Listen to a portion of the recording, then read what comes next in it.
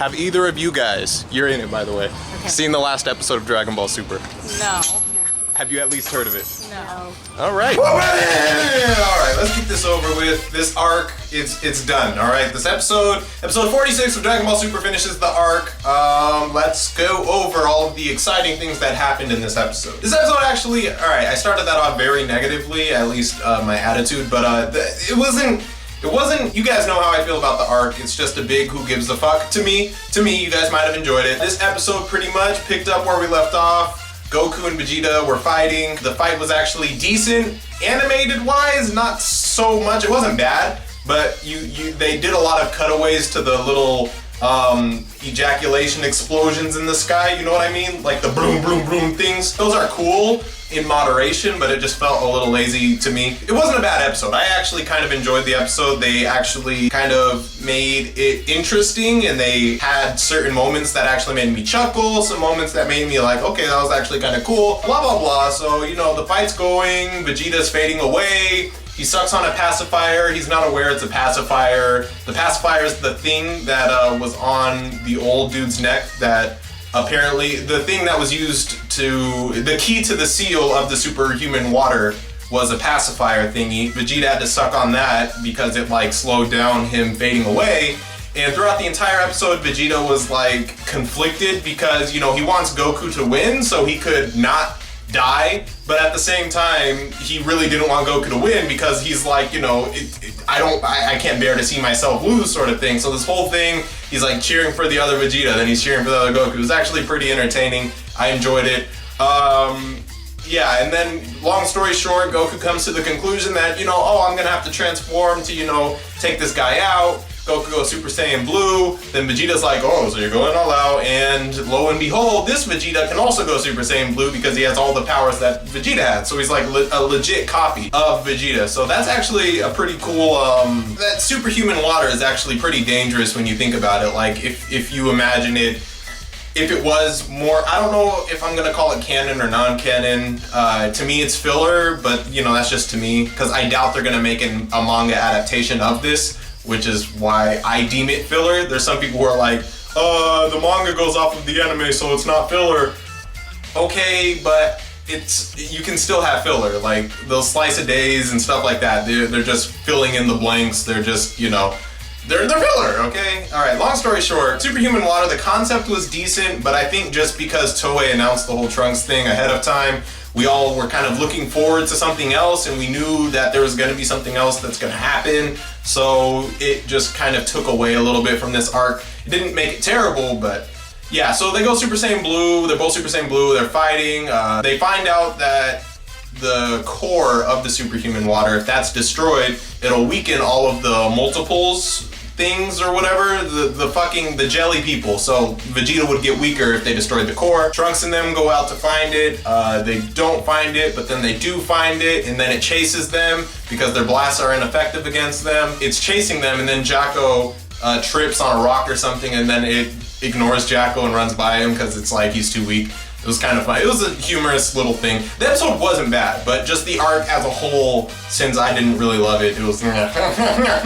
Anyways, long story short, the fight continues. It's pretty decent. The last hurrah, the last blow occurs. Like, they both kind of punch each other's fists, and, you know, it's super intense. It's like the Kamehameha versus the Gallic Gun, except a punch. Like just think of that. Like, it's a clash. And like, this is the clash that'll decide the match. And then what happens is Vegeta's like really about to fade away. He turns around, that goo shit's about to get Trunks. Then Vegeta's like, Trunks! This whole dramatic, you know, sad thing. He jumps up, he tries to like protect Trunks, and then Monaka accidentally steps on the core and destroys the core of the jelly shit, which simultaneously makes Vegeta, mid-clash, get weaker, so Goku is able to finish him off with Kamehameha, and then Monaka is the person that they declare as the person, Monaka is the person that is held responsible for defeating Vegeta, sort of thing. So, yeah, that was pretty much it. Oh, alright. The best part of this episode was when the arc really was over and we get a glimpse of the next arc, and I haven't had to say this in a while, but oh my goodness! Fucking future Trunks just the feel when I saw him running, like I knew it was coming, but when I saw him running across the, like, just, this is the kind of feel I've wanted from Dragon Ball Super for the longest time. So when I saw him like panting, it looks like this really dark, like, because Dragon Ball Super has been a relatively like very bright, like happy-go-lucky series, right? So when I see this kind of dark environment and like I see tears on Trunks' face, and this also ties into the last episode, to the next episode preview, by the way.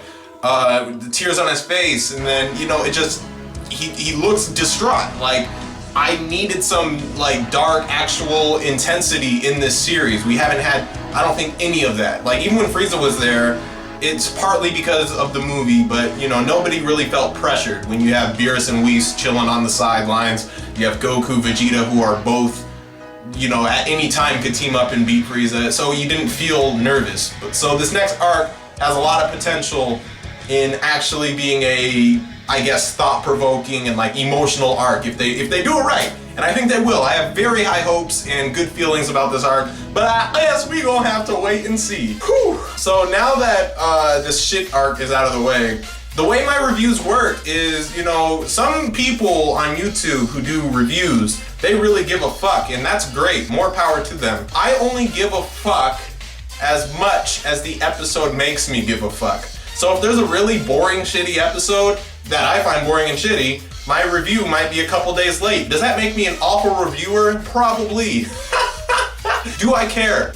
Kind of, but fuck it. Long story short, when this next arc gets going, then you better believe these things will be at least a little bit faster. Like, I don't know what day this is gonna be posted. Probably Wednesday or something, or yeah, but long story short, I say long story short a lot, but long story short, let me long story short this video over. That didn't make any sense, but do I give a fuck? No. I give 1, 2, 3, 0 fucks. Let me see you guys in the next one.